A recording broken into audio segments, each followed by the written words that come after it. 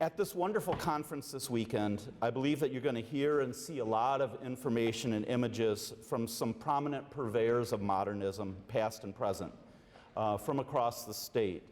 Most of these are high-style designers and craftspeople and architects, and their products represent some of the finest examples of their genre. In my talk, you will also certainly recognize many of these familiar names and designs from the modernism family. But in Grand Rapids, it was never just about design. Grand Rapids was and is a place that's firmly entrenched in the business of making furniture. And so while many famous designers and architects have been enlisted over the years to invent new forms and designs here, it was not the individual one-of-a-kind craft pieces that really gained much success or attention. Rather, it was the innovations created with the mass consumer in mind. Whether those consumers were homeowners or offices or stadiums or buses or hospitals, success here was certainly about quality, at least sometimes, but it was also about quantity. So this morning, we're going to explore a specific aspect of Grand Rapids furniture. And that is those aspects of the local industry like materials, labor, transportation, technology, and market, and their impact on design, which was needed in order to place production of modern designs into Grand Rapids history. But as you'll see, if the Industrial Revolution had not come to Grand Rapids, neither would have modernism. And of course, we'll also look at a few of your favorite pieces by some tried and true designers, and maybe a few, hopefully, that you've never heard of before.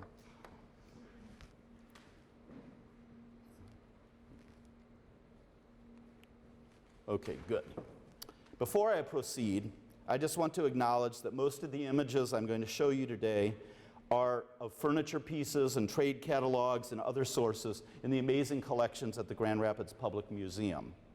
While I now work and live in Indiana, as was already mentioned, I worked at the Grand Rapids Public Museum across the river for 24 years. They do own one of the largest collections of furniture in the country, and certainly the premier collection relating to the design and manufacture of furniture here in West Michigan. The publication Grand Rapids, The Story of America's Furniture City, which was published by the Grand Rapids Public Museum now 15 years ago, is still one of the best ways to learn about the people of this place, the industry that defined them, and the products that they made. That book and the museum's collections, along with really fantastic collections for research at the Grand Rapids Public Library, at Kendall College here, and at Graham, are great resources to explore the study of furniture and modernism. And so I encourage you, if you have a specific interest, to look beyond my talk and find the wealth of primary resources that are really available here. People from outside of Michigan are often surprised to learn that Grand Rapids was once, and in many ways still is, a major center of furniture production. I'm often asked, so why Grand Rapids? Why indeed did this major industry start here, and why not someplace else? The answer lies in a combination of historical factors mixed with a good dose of good luck. And if you will travel with me for a few minutes back before our era of modernism, I hope that it will help you to understand as we move into modernism a little bit better what some of those influences were. One answer to why Grand Rapids was the wood. Grand Rapids is ideally situated at sort of a dividing line between two natural areas of forestation. South of Grand Rapids is mostly hardwoods, ash, oak, maple, the kinds of woods that were perfect for cabinet making. North of Grand Rapids, there were historically great expanses of pine forests, which provided wood for building houses, for railroad tracks, for telegraph poles, all those things that were necessary for the rapid expansion of America in the 19th century, and also as secondary woods for furniture. Grand Rapids was ideally positioned to really take advantage of both of those. Another answer to why Grand Rapids was the water. The Grand River is the largest river in the state. From its beginnings upstream around Jackson, it meanders for almost 250 miles to its Lake Michigan Delta at Grand Haven. The river serves two necessary functions historically for the development of the furniture industry: power and transportation. Until the railroads reached across the state around the time of the Civil War, dirt roads were rough and uneven, so water routes were really the primary way that heavy machinery came into the state and that manufactured goods traveled out. Downriver, the Grand River was easily navigable from the port at Grand Haven up to about Grand Rapids, allowing riverboats loaded with chairs to leave the city and then travel to Chicago and Milwaukee, or even all the way around the lakes to ports on the Great Lakes and the East Coast. Upriver, logs could be floated down from where they were harvested to sawmills located in Grand Rapids. And that's a part of what you see here, the logs waiting along the side banks for the heavy rains in the spring, which would raise the level of the water, and that was the right time to put all those logs into action, floating down to the catches at Grand Rapids sawmills. The city was a logical place for these sawmills because the sharp fall in elevation of the water, which is caused by the rapids, meant that the water could be sluiced into turbines to power the mills. Again, until the railroads could bring things like steam engines here that were manufactured elsewhere, this was really the primary way that factory machinery operated here. Another answer to why Grand Rapids, it was business and industry. And here you see a close-up from a historical photograph from the Whitcomb Brothers factory. You see three of the brothers sitting there close up, and then some of the workers holding various pieces from the factory around them. The first settlers of European descent in the region were French traders, but they were followed quickly by a large number of Yankees from New England and upstate New York. Some came to farm and really just wanted their lands cleared of logs, but others were land speculators and surveyors who saw the timber as a resource to exploit. And businessmen and industrialists who were very familiar with industrialization that had just happened in New England brought that large-scale mechanized sort of system of factory production from the Northeast. They systematically harvested the wood where they came from, and so they moved further west to Michigan and started that process all over again. Another why Grand Rapids was labor. You may have heard that Grand Rapids is not a labor town. Well, the fight to organize labor in this town is certainly a storied past that's a subject really for another talk. But we can definitely say that just as the Yankee industrialists built the sawmills and factories, they were followed quickly by immigrants from Europe who filled the low-wage jobs in the factories. Many of them came from farms in the old country.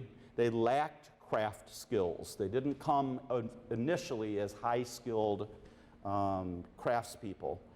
So in the new factories, they operated machines in sort of repetitive jobs that made large quantities of furniture at a low cost. These immigrants initially came from Ireland and Germany, and then successively in waves from Netherlands, Poland, Lithuania, Sweden, and other largely northern and eastern European countries before the turn of the century.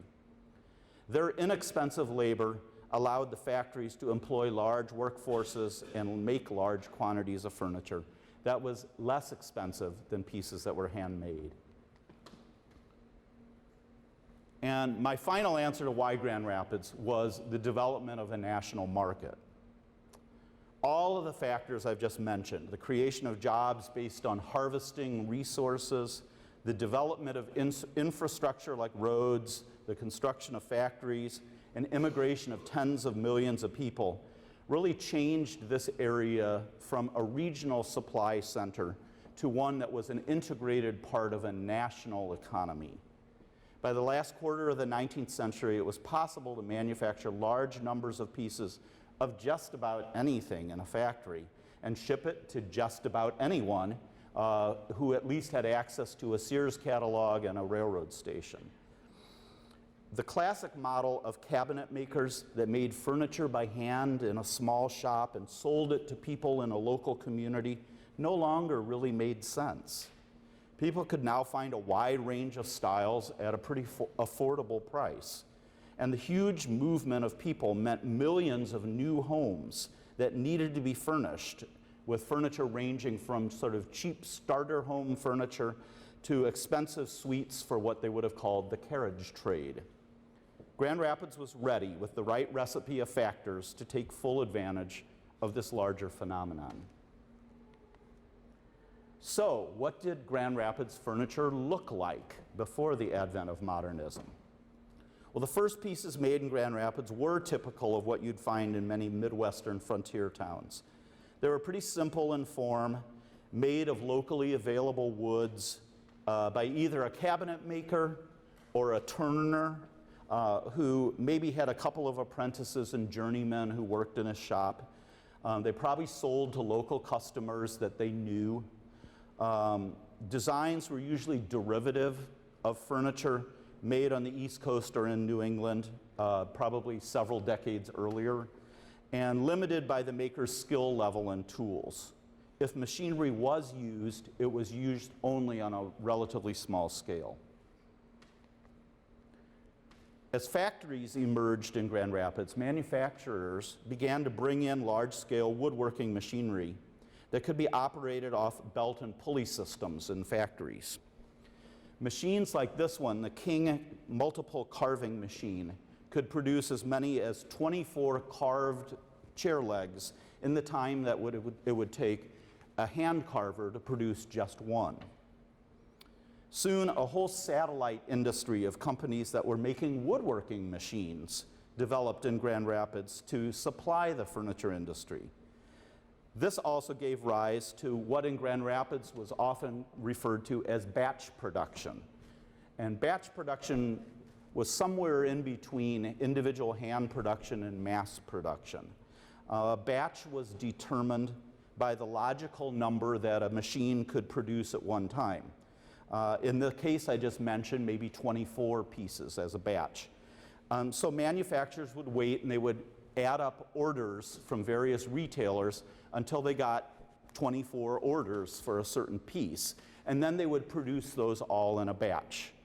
What that did was it allowed them to lower the amount of inventory that they had to warehouse, and it also allowed them to do some amount of customization of the pieces because they were producing them after they were ordered.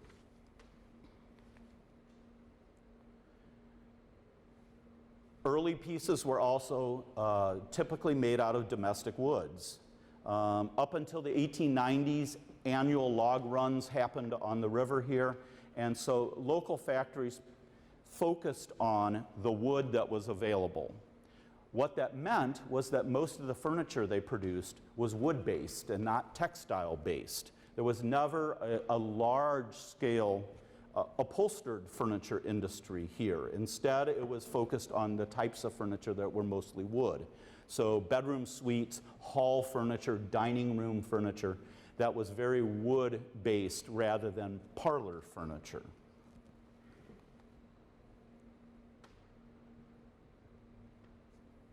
Since carving and painting could now be done quickly and cheaply, factories sometimes substituted inexpensive softwoods like fir and pine for expensive hardwoods, and then they would mask them with paint or stencils.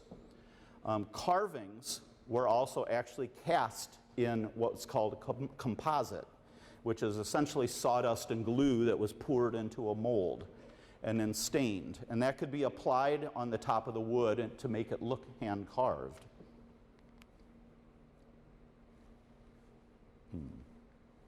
There we go.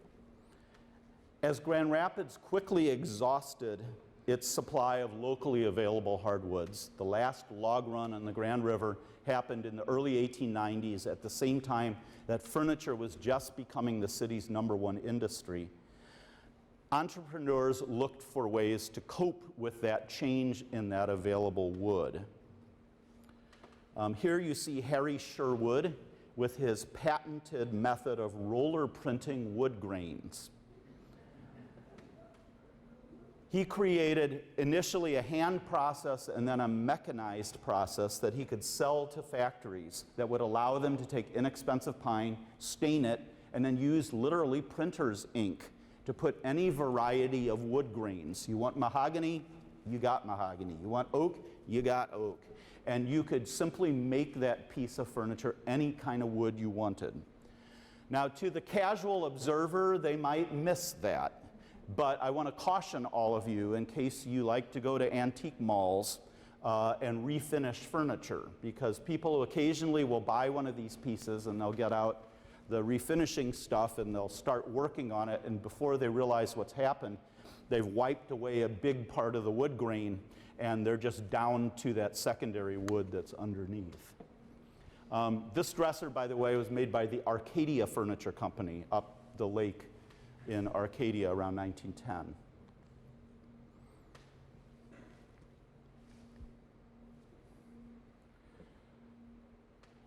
The methods of production also required a lot of specialization of labor.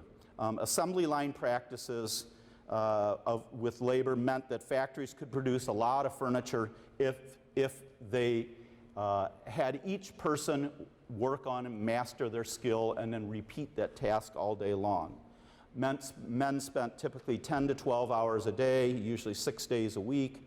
Depending on the light, seasonally, sometimes winter, they worked a little less, performing the same repetitive task with the same machine. Early pieces also had multifunctional designs. Innovative businessmen saw the opportunity to create new forms for lower income buyers who had large extended families but very small living spaces. So pieces that could be changed from a dresser into a washstand into a desk, or from a kitchen cabinet into a chest of drawers, or in this case, this piece made by the Welsh Folding Bed Company of Grand Rapids. On the front, there's a little desk that folds down and a little armoire to hang your clothes, but you might be able to see, it's a little dark, that it's on casters. That's so that at night you could turn that piece around and a Murphy bed would fold out of the back. Furniture design was very responsive to the needs of the market, and the market was lower income people in small tenements or houses. By the 1870s, Grand Rapids was ready to take on the world. 3 local companies sent displays to the 1876 World's Fair in Philadelphia, where they gained exposure to something like 70 million people, all potential buyers of their furniture. And really to everyone's surprise, at least on the East Coast, they came back with lots of awards. To most of the people, the furniture was good enough, and it was available to them for a lower cost than what could be handmade in traditional production centers like Baltimore and Philadelphia. Here you see a famous piece made by Berkey and Gay Furniture Company for their display at that World's Fair. It's about 9 feet tall, and again, what looks like very high relief carving is really layers of applied carvings that are literally glued on top of each other to give that feeling of high relief.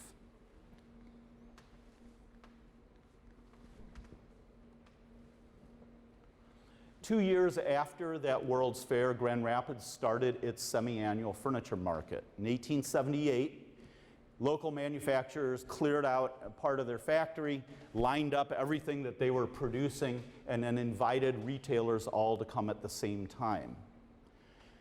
By the 1890s, whole sections of downtown were being rebuilt for this major convention that occupied the city for 2 months out of the year. 1.5 million square feet of display space, about a dozen different showroom buildings, large hotels like the Pantland, and entertainment, like my favorite here, Doris the Cellophane Dancer, who was brought in to make sure the salesman had a good time. If they had a good time, you knew they'd come back. If they came back, you knew you had orders. And the market became the livelihood of the city. This was the way that Grand Rapids was succeeding economically, and furniture design followed function.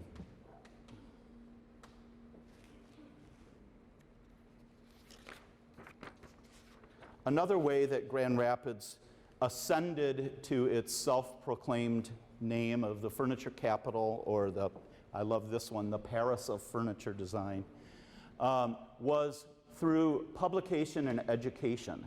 A large publication industry grew up in Grand Rapids that produced periodicals and books on style and photographed trade catalogs that told buyers what they should want, and then allowed them to order it. And so this large publication industry and all of the artists and photographers that went along with it really played a pivotal role in changing the image of Grand Rapids from this maker of cheap goods to a place where fine design could be found.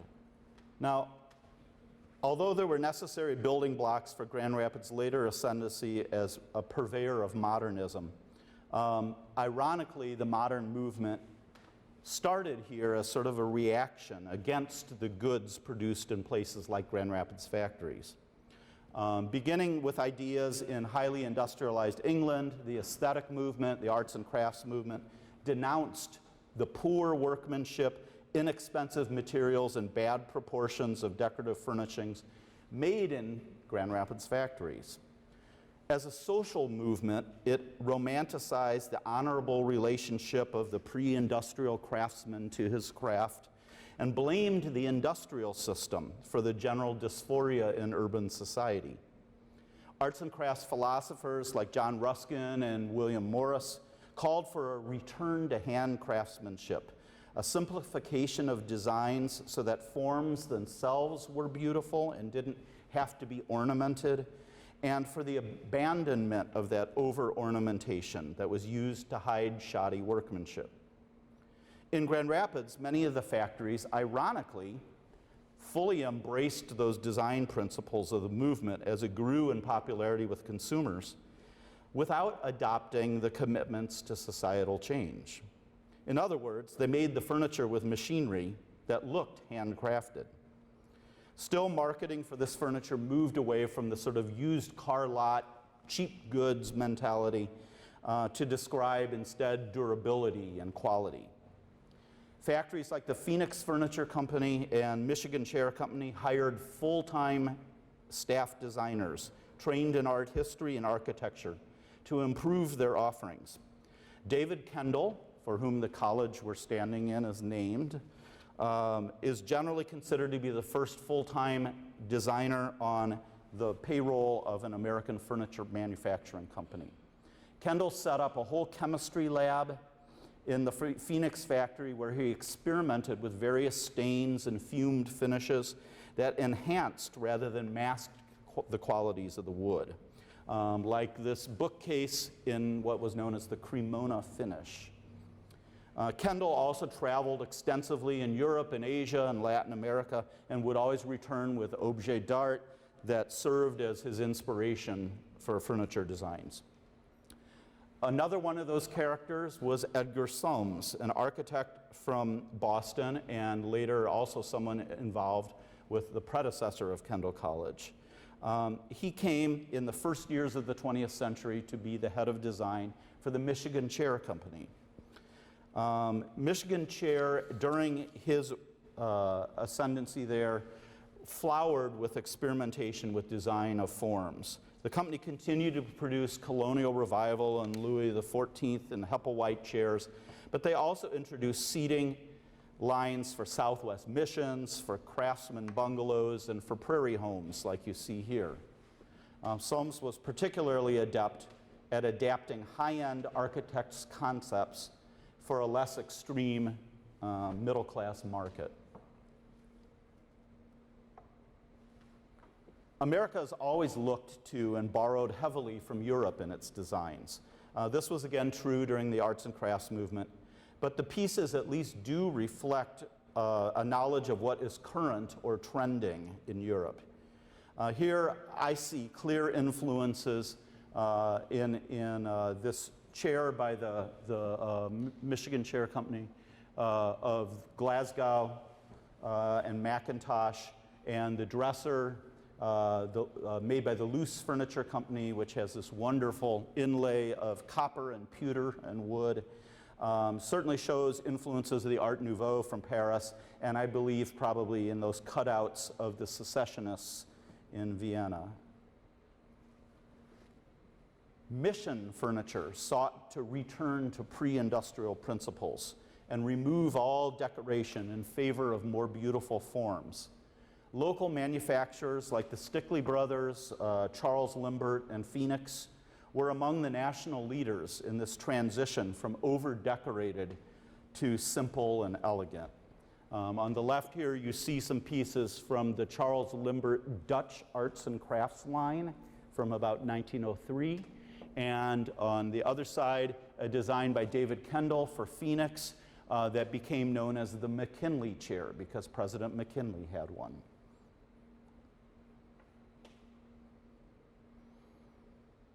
The arts and crafts movement also brought a desire in the market for better craftsmanship and honesty of materials. One notable voice for this in Grand Rapids was Forrest Mann, who formed the Forrest Craft Guild. Forrest Craft Guild made metalwork and jewelry, it made furniture, hardware, and ceramics, but also supplied a lot of the handmade details for interiors.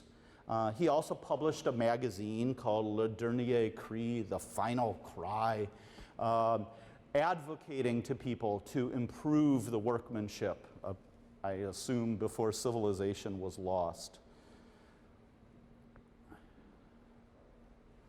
Now, the history of acceptance of modernism by the American public always is one of those pendulums that swings back and forth between progressive and conservative. So you have this movement forward or progressively in the arts and crafts movement, but then there's a bit of a retraction after World War I. America entered in the 1920s this period of prosperity. Middle-class families began building large baronial castles and Italian villas and southern plantations that appeared as though they had inherited wealth over centuries, when in reality they had made it on mass production. And they filled these houses with period furnishings that fit the architecture of their homes. Here you see a wonderful ad from a series that Berkey and Gay did in the Saturday Evening Post in the 1920s, talking about their furniture and saying a trait that reflects good breeding. If you really read what's between the lines in these ads, they're selling business success to dad, social prominence to mom, romance to your daughter, and they're sort of saving your children from the age of jazz. It's very sophisticated marketing that was encouraging people to sort of retrench and to go back to the home, the hearth, traditional values, and antique furniture.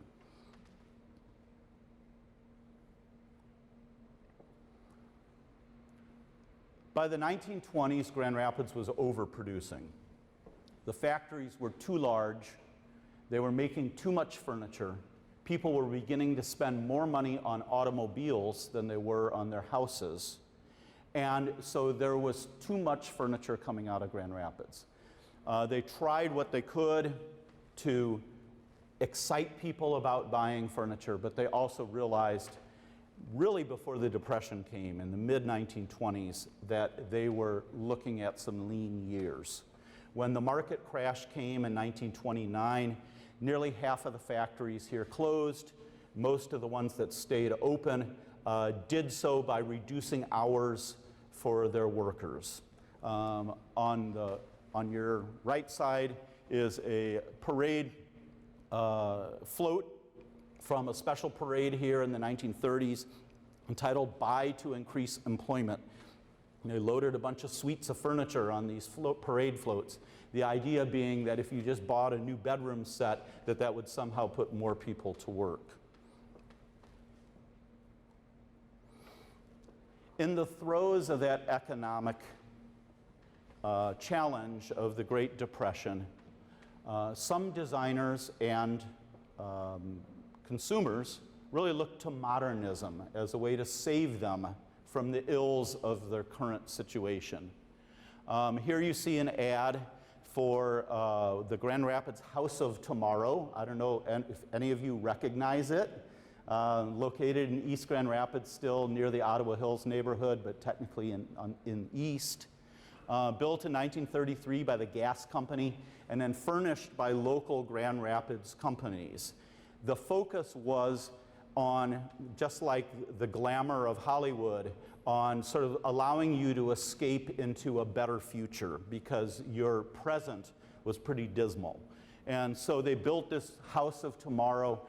They put furniture in, like you see here, that was very severe, very modern, but promised that with modernism and futurism would come a more exciting and more secure future. Some companies gambled on modernism, very literally, as a way to change consumer interests. On the left is a dresser designed by Donald Deskey for their Dynamique line for Johnson Furniture Company in the late 1920s. You see not a lot of ornamentation, but really some beautiful veneer matching in that sort of skyscraper style that was signature to him. On the right is a dressing table by Gilbert Rohde that he designed for Herman Miller. Herman Miller, up until the 1920s, was a very traditional maker of bedroom sets. And rather than go under, they gambled on doing something very different. What did they got to lose? And so they hired this designer from New York who came in and made lines of modern furniture. And the rest we will see as the slides go on. Now, around this time, a second parallel industry sort of started really asserting itself, and that was what we call here the contract furniture industry. Companies that made furniture for offices and buses and stadiums and theaters and things like that. They had been very quick to embrace a lot of principles that we now associate with modernism. Here you see a bookcase made by the Macy Furniture Company of Grand Rapids back in the 1890s. That's very modular in its design. You could simply lift a module off of it and make the bookcase taller, or you could double its size. And so that modularity that we think of as a principle of modernism was already being embraced for the office furniture industry. Over on the left, you see a piece made by the Universal Tripod Company of Grand Rapids. And that is a great piece that is an example of a form that was developed specifically for a new technology, in this case, the typewriter. Suddenly, everybody had typewriters in their offices that sat down on the little metal thing down there. And so when they were looking at a book, while they were typing, they had this adjustable height thing for their ledgers. And so they were creating brand new forms of furniture that responded to new introductions in technology. In the 1930s, we have this now famous piece, which I believe is over on exhibit now at Graham, from this piece from the Grand Rapids Public Museum's collection. Designed by Frank Lloyd Wright for the Johnson Wax headquarters in Racine, Wisconsin. Wright went out looking for a furniture manufacturer to produce his design for that building. And what he found was that his designs had wood, and it had tubular steel, and it had sheet metal, and nobody was working in all those materials at a single factory. But because of the inertia of companies that were here, the then metal office furniture company, now Steelcase, was able to collaborate with American Seating and with Stowe & Davis, so that Stowe & Davis, which made boardroom tables, could make the wood. American Seating, which made theater seats, could do the tubular steel, and Steelcase could do the rolled steel. And so by working together, they could produce this fabulous modern design. You know, the one famous story that goes along with it is, of course, Frank Lloyd Wright was always more interested in his design than he was really how well it functioned for the people. And the chairs originally had just 3 legs on them, and people who were sitting in them complained because the chairs fell over all the time, and he said, well, they'll just have to get used to it. Eventually, they were altered, and they placed a 4th leg on a lot of those, and so you can sort of see whether it's pre or post alteration by the number of legs it has. So throughout the 1930s, Grand Rapids moved forward with modernism, at the same time sort of struggling with production. World War II in many ways lifted Grand Rapids out of that sort of blasé. The residential furniture companies formed a consortium called Grand Rapids Industries that produced all sorts of things for the war effort. Glider plane wings and crutches and mortar shell boxes, anything that they could produce out of wood. But they didn't make a lot of furniture. Ironically, the contract furniture industry, places like Steelcase, got huge contracts from the government to produce furniture for the military. American Seating made more than 5 million folding chairs just for the Army just during World War II. And so the contract furniture industry was running at full capacity and also learning a lot from how they could make their forms function better when they're putting them in places like submarines. Here you see the sea chair or captain chair that was produced by Steelcase, and then once the war was over, they just rolled that right into their civilian production. Many of you probably have sat at one of those. They'll last forever because of the way that they were built, but it positioned the contract furniture industry during post-war to really be ready to roll. The market post-war was very changed. Millions of GIs came home, got married, started having families, but the kind of furniture that they wanted to buy was sort of starter home furniture. And while Grand Rapids had begun as the place that made starter home furniture, it was now the place that made high quality furniture. And so they started buying lots of furniture from places like North Carolina and Virginia, but less from Grand Rapids. There were attempts to create modern furniture for that market.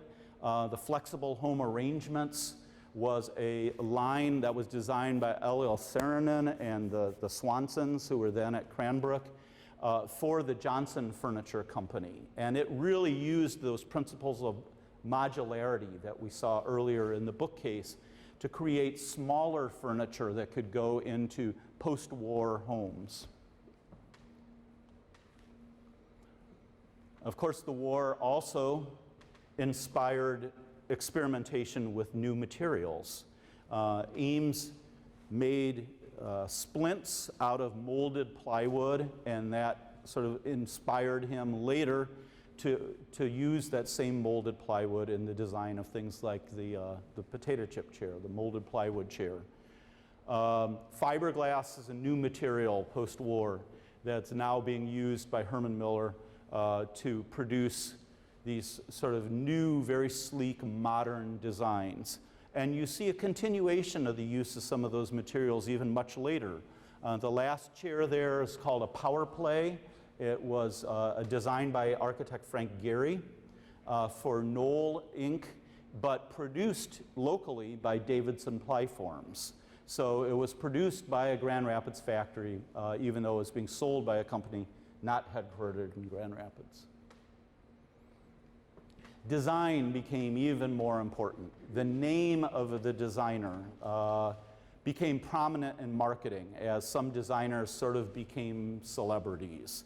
T.H. Robes-John Gibbings designed this piece for the Whitcomb Furniture Company, and then you have sort of a Barcelona chair knockoff there by Mueller Furniture Company, and then of course Isamu Noguchi's coffee table that was designed, but again mass produced by the Herman Miller Furniture Company. Futurism played an important role. We were looking to space, it was the atomic age, and so furniture reflected the times. And of course, probably nothing better than the Howard Miller atomic clock, which was made in the Howard Miller factory out in Zeeland, right next door to the Herman Miller factory, and also designed by George Nelson. Modern furniture was also influenced by fashion. This is what was known as the plunging neckline chair. It was designed by Paul Frankel in 1950, 1951, direct response to the Dior New Look. And so he's essentially taking a dress and making it into a chair. In a different way, you see that in the upholstery of the wire chair over on the right, which is bikini upholstery. So you have changes that are happening in society, loosening up in fashion, but also taking that same principle and extending it into furniture. Pop art was certainly an influence. People like Alexander Girard created fabulous fabrics in pop art in the 1960s. Here you see just a couple examples that I pulled. The Marshmallow Sofa by Nelson. This piece on top that's called a Sapien was designed by Robert Probst for Herman Miller at the Herman Miller Research Facility in Ann Arbor in the 1970s, and then the stacking Panton chairs. Very simple forms, but really representing what's happening in the art world at the time. And the office furniture industry also certainly changed. That idea of opening up the boxes and creating an open office started in the 1950s and built through the 1960s. Here you have another Nelson desk design for the home from the 1950s, and then an early example of Action Office 1 designed by Robert Probst, which really took those desk forms and lifted them up, in this case, so somebody could stand at their desk, a very new concept, and put things like storage onto the desk, so combined forms based on research of how people worked. Ergonomics became very important. The study of how people work and sit and play really became a prominent guiding principle of design in the 1960s, so that furniture was responsive to people. You weren't sitting in furniture that was uncomfortable, but it was something based on history. Instead, you were sitting in something that was both more comfortable for you, more healthy for you, and probably made you more productive.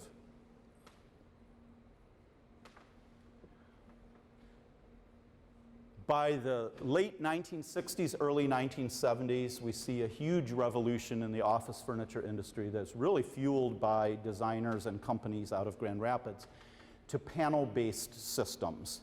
That idea of taking open office furniture and hanging the desks and hanging the file cabinets off of walls that can be easily reconfigured created a huge revolution in both the furniture industry and in interior architecture.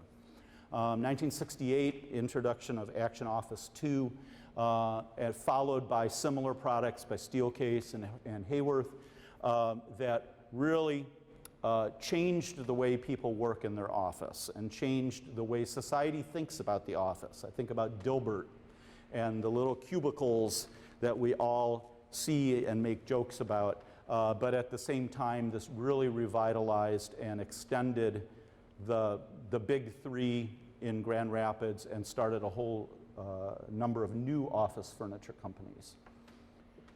As our use of technology and information changed, the furniture again responded to that. Panels now had to be live wired so that you could connect your computer to it. And then as our technology has rapidly changed again, that idea of even having to be tied to a desk has sort of gone away. And so furniture has continued to respond to those changes in technology.